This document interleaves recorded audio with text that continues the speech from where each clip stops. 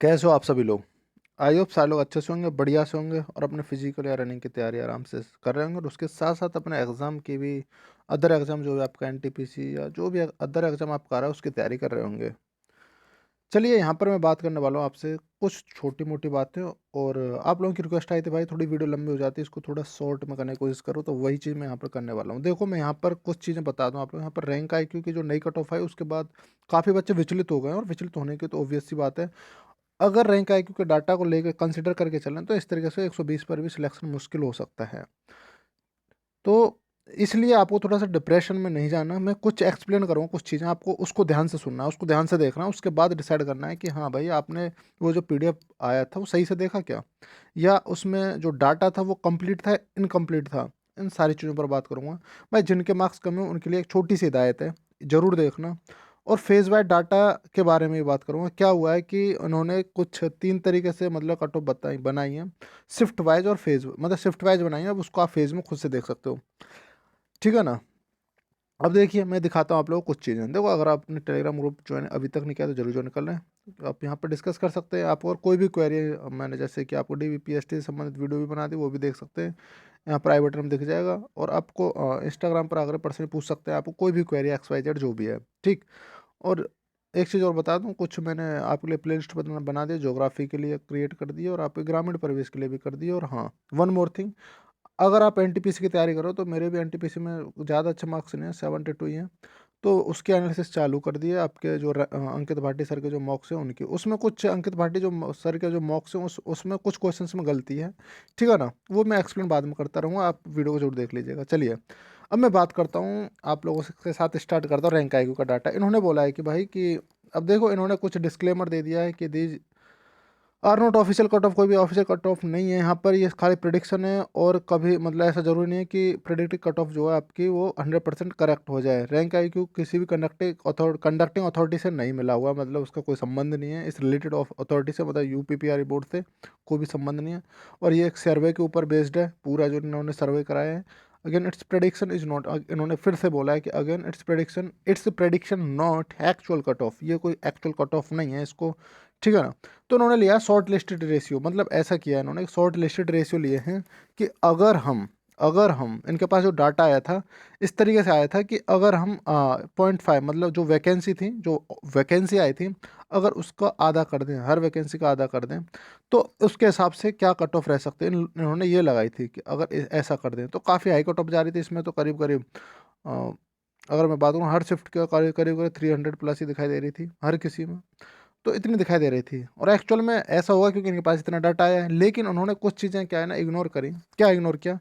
देखिए, ठीक है आपने 300 प्लस बना दी, लेकिन आपने जो भी टॉप मोस्ट कैंडिडेट थे इन्होंने वो लोग उठाए। मैं बता दूं जो टॉप मोस्ट थे, जैसे जिन्होंने ओपन यूआर से मतलब अपना अपडेट किया, अपना यूआर से मतलब जो भी डाटा सबमिट किया है रैंक आई को, उन्होंने उसी हिसाब से अरेंज किया है। तो ये एक चीज़ बोले कि भाई अभी तो फिजिकल ही बाकी है। फिजिकल में बहुत बंदे ऐसे निकलेंगे जिनके 300 प्लस होंगे ही होंगे, ये लाजमी सी बात है, देखना। ठीक है ना? ऐसे बहुत बंदों को मैं जानता हूँ, बहुत बंदों को जानता हूँ कि वो वाकई में उनसे फिजिकल नहीं हो पा रहा, उनके अच्छे मार्क्स हैं। ठीक है ना? 325 तक मार्क्स हैं उन बंदों के, लेकिन उनके फिजिकल में दिक्कत आ रही है। तो इस चीज़ को समझना पड़ेगा। वो खुद कह रहे हैं भाई देखो, अगर फिजिकल जल्दी आ गया ना तो रिसेंट में अगर आता है कुछ 10-15 दिन में तो मुश्किल हो जाएगा, मुश्किल होगा फिर तो। कई बंदे यही चीज़ बोल रहे हैं, लेकिन मैं तो ये कहता हूँ भाई सबका निकलना चाहिए। लेकिन मैं बता रहा हूँ कि इन्होंने एक किस तरीके से प्रेडिक्ट किया कट ऑफ। अब देखिए, अब मैं बताऊँ इन्होंने 0.8 के हिसाब से किए। अगर 3600 का 0.8 निकालूँ, मतलब परसेंट अगर मैं देखूँ 8% के हिसाब से देखूँ, यहाँ पर तो था 50% अगर कैंडिडेट क्वालिफाई करते हैं, यहाँ पर था 80 पर, सॉरी, वैकेंसी के 80%। अब समझोगे, देखो आप शायद नहीं समझ पाओगे, तो यहाँ पे ये चीज़ समझो, अगर 0.8 से यहाँ पर मल्टीप्लाई करूँगा, मतलब 0.8 खाली वैकेंसी फिल की जाती हैं, तो कितना आता है, आ जाएगा 2901। इस तरीके से ये सारा डाटा आ जाएगा। ठीक है ना? तो इन्होंने कट ऑफ बताई है, लेकिन वही चीज़ कि फिजिकल को इग्नोर किया है। लेकिन एक और चीज़ मज़ेदार है, क्या?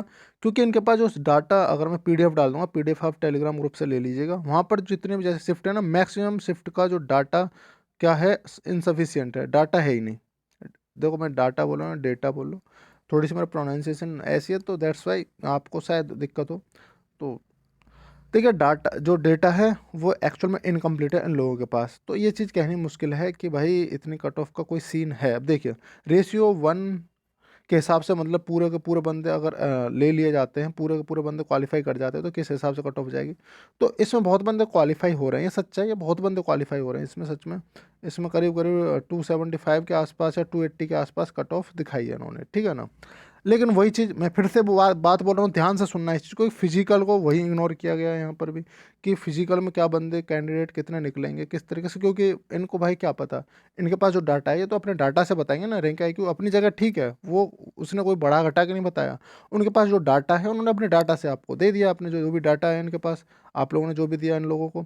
अब देखिए डेटा में एक दिक्कत आई कि जो शॉर्ट लिस्टेड रेशियो जो 1 आया था, जो फेज़ 1 का तो ठीक है, चलिए फेज़ 1 का 16 तारीख तक, 17 का इनके पास कोई डाटा नहीं था, 17 का भी, 16 का आपका सेकंड शिफ्ट तक था, उसके बाद कोई डाटा नहीं है। मतलब जो आपका ना तो सेकंड फेज़ का है इनके पास डाटा, ना थर्ड फेज़ का है। किसके लिए? 1 रेशियो वाला, 1:1, ठीक है ना। 1:1 वाला इनके पास डाटा है ही नहीं, देख लो कमाल की चीज़। तो कहीं न कहीं इस चीज़ को नहीं कह सकते कि हाँ भाई इस चीज़ को मान के चलें, ठीक।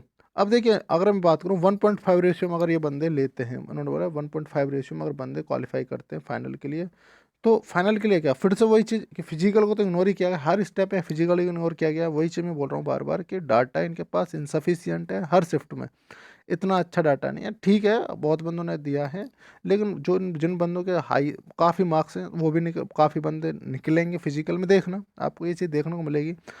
फाइनली जिनके कम मार्क्स हैं उनमें से भी भाई बंदे निकलते हुए दिखाई देंगे। क्यों निकलते दिखाई देंगे? जिनके कम मार्क्स हैं मैं बताऊंगा अभी थोड़ी देर में।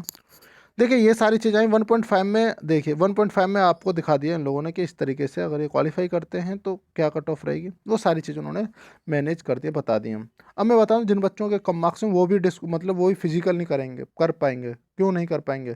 क्योंकि बहुत बंदे इसी इंतजार में बैठे हैं कि रिजल्ट तो आ जाए अपना, रिजल्ट तो आए, रिजल्ट के बाद ही तो चीज़ें कन्फर्म होंगी, और जब रिजल्ट में उनका नाम होगा फिर वो डीमोटिवेट होंगे, रनिंग कर नहीं पाएंगे। अब देख रहे हो ना बहुत बंदे ऐसे हैं जिनके मेरे पास रिक्वेस्ट है, भैया सिन पेन है बहुत ज़्यादा, क्योंकि उन्होंने कभी रनिंग तो की नहीं। उन्होंने क्या किया अब मैं बताऊँ, हार्ड हार्ड ट्रैक पे भागने लग गए। तो वही वो दिक्कत आने वाली है सबके साथ, आपके साथ भी अगर आप बैठे हो ना आराम से रजाई में, ठीक है ना, रजाई में जो आराम कर रहे हैं भाई उनके साथ भी यही दिक्कत आएगी। हो सकता है आपने पहले कोई एग्जाम दिया हुआ है, मतलब फिजिकल की तैयारी कर रखे हो, तो कोई बड़ा इशू नहीं है, उसमें आप निकाल लोगे। लेकिन ये ज़रूरी नहीं है कि आप फिजिकल निकाल लो और आपके अच्छे मार्क्स हों, ठीक है ना। दोनों चीज़ एक साथ होना अच्छी बात है, लेकिन मुश्किल ही रेयर ही हो पाती है, ठीक।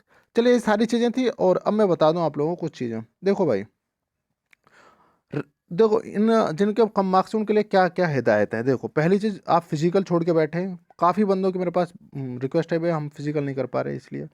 तो मैं तो भाई यही कहता हूँ, पहली चीज़ आपको फिजिकल पे कंटिन्यूस ध्यान देना है। दूसरी चीज़ क्या है कि आपको अपना जो भी एग्ज़ाम आ रहा है उसकी प्रिपरेशन कंटिन्यू कर दो बिना सोचे समझे। अब ज़्यादा टाइम नहीं है आप लोगों के पास, सच बता रहा हूँ, क्योंकि अब एनटीपीसी वगैरह का भी देखना, रिजल्ट आने वाला है 15 शायद जनवरी को।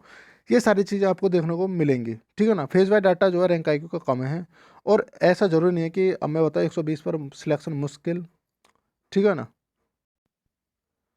तो ऐसा ज़रूरी नहीं है, ये तो इनका रैंक आईक्यू का जो आपने सबमिट किया था डाटा वो सारा डाटा है, तो सिलेक्शन की ऐसी कोई बात नहीं है, सिलेक्शन सबका होगा अगर सब कुछ चीज़ें अच्छे से चलती रहें। देखो मैं वही चीज़ कह रहा था कि थोड़ा सा इन्वेस्टिगेशन की बात करते ना आप इसमें, तो आपने तो चीज़ें आप बिगाड़ ही ली धीरे धीरे।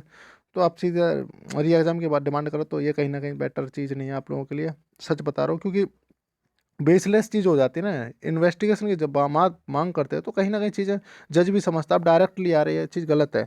चलिए वो भी आपकी जो भी स्टैंड है अच्छा ही होगा। चलिए अपना ध्यान रखिएगा, सारी चीज़ें हो चुकी हैं आप लोगों के लिए।